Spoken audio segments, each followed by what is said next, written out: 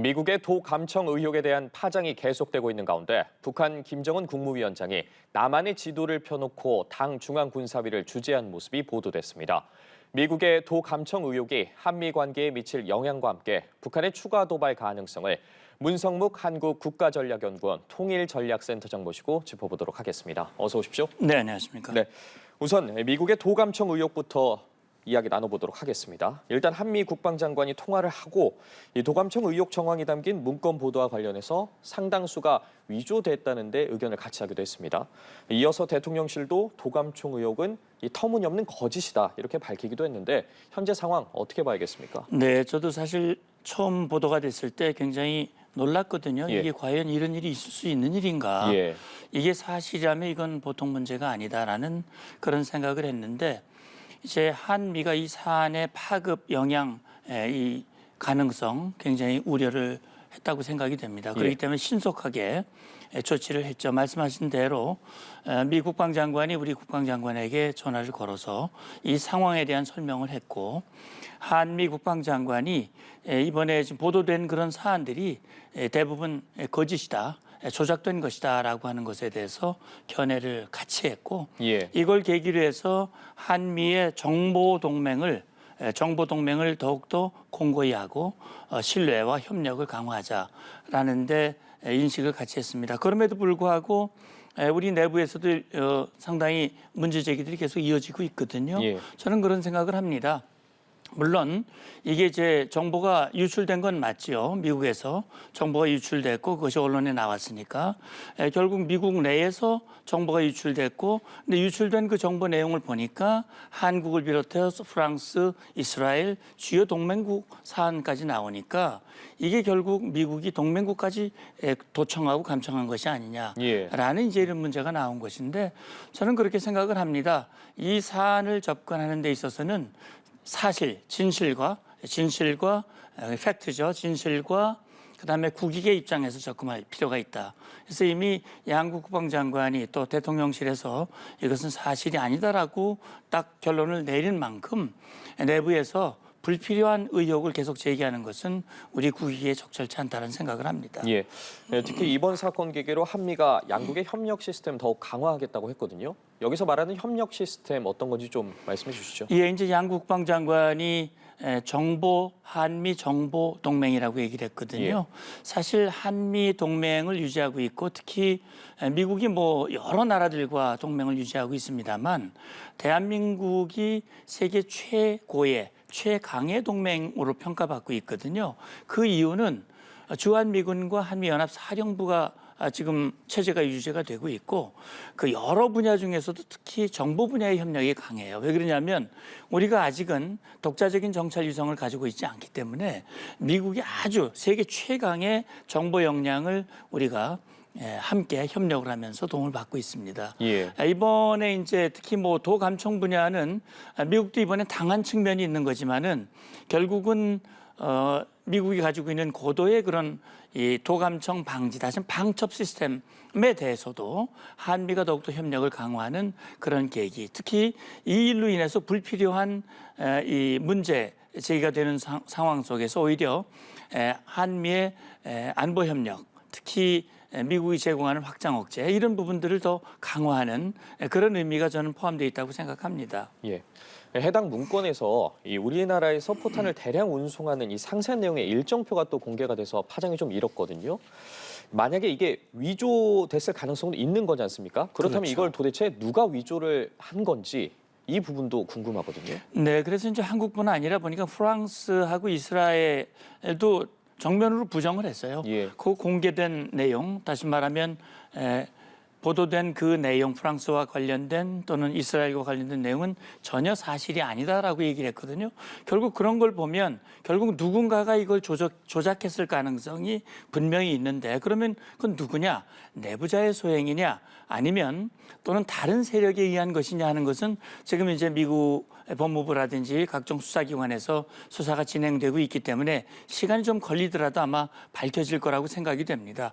저는 어제 이 사건이 처음 보도가 됐을 때 얼핏 생각되는 것이 지금 사실 러시아가 우크라이나를 불법 침공을 했고 빨리 끝날 줄 알았던 전쟁이 1년 넘게 이어지고 있는데 어떻게 보면 우크라이나와 러시아가 전쟁을 하고 있지만 러시아는 나토의 견제를 명분으로 전쟁을 했고 예. 나토는 또 우크라이나를 지원함으로써 사실 간접 전쟁이 이루어지고 있거든요. 그 나토의 중심에는 미국이 있고요.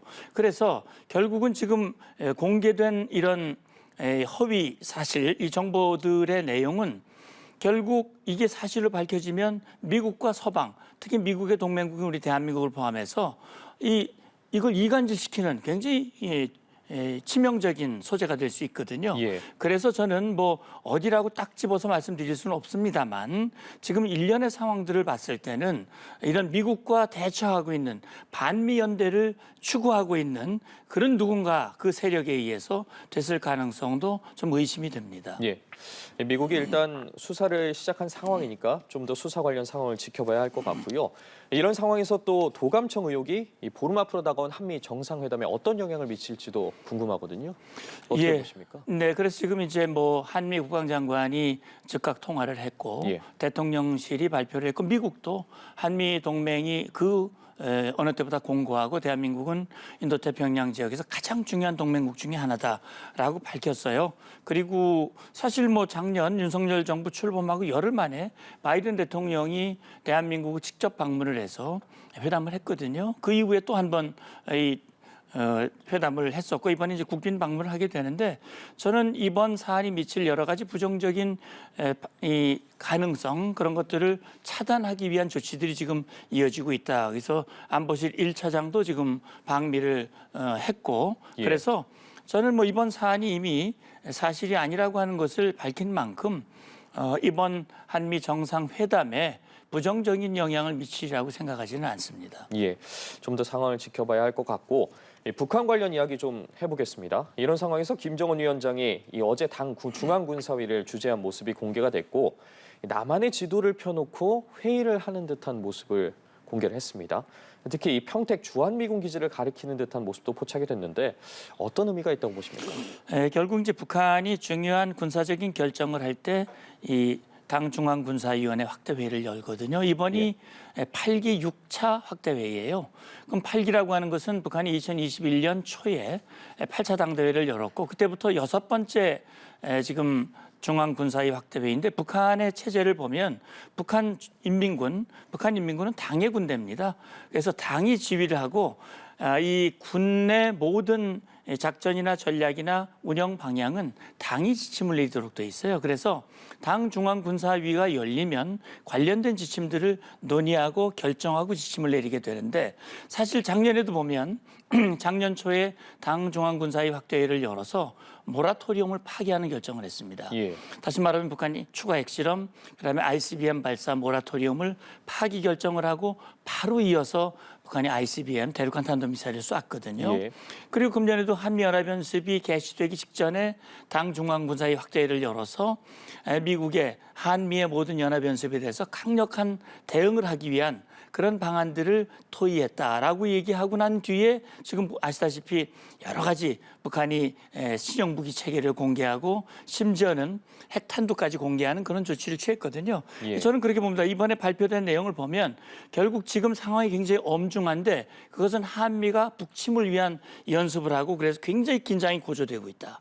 지도자는 이걸 정말 효과적으로 잘 대응을 했다. 예. 앞으로도 이것이 계속 진행될 것이기 때문에 이것을 막기 위해서 뭐 북한은 전쟁 억제력이라고 했는데 전쟁 억제력이라고 하는 것은 우리가 뭐 한미가 전쟁을 일으킬 일도 없는데 북한은 그렇게 얘기를 하는 것은 기만행위거든요. 예. 그래서 이것을 더욱더 확대하고 효과적으로 운용할 수 있도록 해라라고 하는 것은 앞으로도 핵 역량을 계속 미사일 역량을 강화하고 이것과 관련된 대남 또는 대미 위협을 계속할 것이다라고 하는 것을 보여주고자 하는 그런 의미가 있다고 생각을 합니다. 예. 또 이런 가운데 북한이 군 통신선 정기 통화에 닷새째 응답하지 않고 있습니다. 2021년 10월에 공동 연락사무소 채널이 복구된 이후에서 이 정기 통화가 하루 이상 완전히 중단된 게 이번이 처음이지 않습니까? 예, 북한이 상당히 인내심을 오래 발휘한 것 같아요. 아, 예. 북한이 대남 관계를 이 대적 관계로 규정을 하고 그동안 뭐 작년에도 수없이 도발을 했고 금년에도 많이 도발을 했는데 통신선을 유지를 했거든요. 북한은 이 통신선을 그동안 보면 연결하고 단절하고 재연결하고 그런 걸 여러 차례 방법을 했어요. 물론 단절되는 원인이 기술적인 이유도 있지만 대부분이 보면 정치적 이유였거든요. 예. 지금 7일 동안 북한이 응답을 하지 않는 것은 다분히 정치적인 의도가 있다고 생각을 합니다. 지금 뭐 한미연합연습도 있습니다만 윤석열 대통령이 북한 핵미사일 위협에 대해서 일체 지원하지 말라고 지시를 했고 인권보고서 문제라든지 개성공단 문제 또 이런 일련의 상황들에 대한 이 불만이 지금 담겨져 있다고 생각이 되고요. 이 측통선 운영의 중단은 뭔가 추가 도발의 신호탄일 가능성이 있다라는 점을 제가 주목하고 있습니다. 예, 이런 상황에서 오늘 통일부 장관 대북 성명을 통해서 강력하게 규탄을 했습니다. 우리 측에서 취할 수 있는 조치들 뭐가 있을지도 궁금하거든요. 예, 지금 뭐 통일부 장관이 법적 조치를 얘기를 했지만 사실 뭐 북한은 우리가 법적으로 제한하거나 규제할 수 있는 그런 상황이 아니기 때문에 제가 볼 때는 그건 뭐 상당히 이 상징적인 그런 조치일 수 있습니다만 그러나 윤석열 대통령이 그런 얘기를 했습니다. 이 북한이 만약에 무인기 도발과 같은 그런 도발, 다시 우리 영토를 침범하는 행위라든지 그런 위해를 가할 경우 지금 남북 간에 합의한 모든 합의를 이행을 중단시키는 조치를 취할 수 있다라는 언급을 한 바가 있어요. 제가 볼 때는 지금 북한이 선을 넘는 그런 도발 행위를 만약에 이 당 중앙군사위를 통해서 결정을 했다면 시도를 한다면 아마 대통령의 그런 결심이 이행될 가능성이 좀 있다고 봅니다. 또 추가로 이 개성공단에서 우리 기업 설비를 무단 사용하는 것에 대해서도 언급을 했거든요. 이 부분은 어떻게 보십니까? 예, 이건 절대로 있어서는 안 되는 일이죠. 이건 뭐 남북 간에 이미 합의가 있습니다. 그리고 이건 우리 국민의 재산이고요. 그래서 북한이 그렇게 하는 것은 어떻게 보면 명백한 불법 행위고 이 뭐 강도적인 그런 행위라고 볼 수 있죠. 따라서 이 잘못된 행동에 대해서 지속적으로 지적할 필요가 있습니다. 북한의 이런 행동이 잘못됐다고 하는 것을 내외에 알림으로써 결국 국제사회에서 북한의 행동이 잘못된 것, 뭐 김정은은 국제사회 지지와 협력을 받고 싶어 하지만 절대로 그렇게 될 수 없다라고 하는 것을 명확히 보여주고요. 우리 통일부로서도 지금 그것으로 인해서 피해를 받고 있는 우리 기업들에 대한 그런 어떤 지원 방안이 무엇이 있는지는 좀 더 고민을 해야 되리라고 생각합니다. 북한의 여러 동향 살펴봤을 때 한미 정상회담 전후로 추가 도발을 할 거란 전망이 나오고 있거든요. 이 부분은 어떻게 보세요? 결국 북한이 이런저런 방식으로 이미 암시를 하고 보여준 바가 있습니다. 특히 작년 연말에 이 정찰위성 1호 정찰위성을 4월 달에 쏘아 올리겠다라고 얘기를 했고 관련된 동향들이 포착이 되고 있기 때문에 장거리 미사일을 인공위성으로 위장한 장거리 미사일, 좀 사거리를 길게 하는 그런 미사일을 발사할 가능성, 또 북한이 그동안 새롭게 보여준 성능 개량된 그런 미사일을 추가 발사할 가능성이 충분히 있다고 보고요.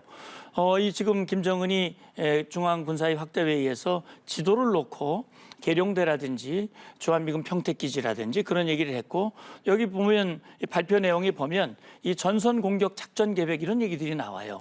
그런 걸로 봤을 때는 2015년에 목함지뢰 도발이 있었는데 결국 원점이 노출되지 않는 성동격서식 그런 도발 가능성 충분히 있다고 보고 다양한 시나리오에 대한 우리 정부와 군의 대응책이 필요하다고 봅니다. 알겠습니다. 오늘 말씀 여기까지 듣도록 하겠습니다. 문성묵 한국국가전략연구원 통일전략센터장과 함께했습니다. 고맙습니다. 감사합니다.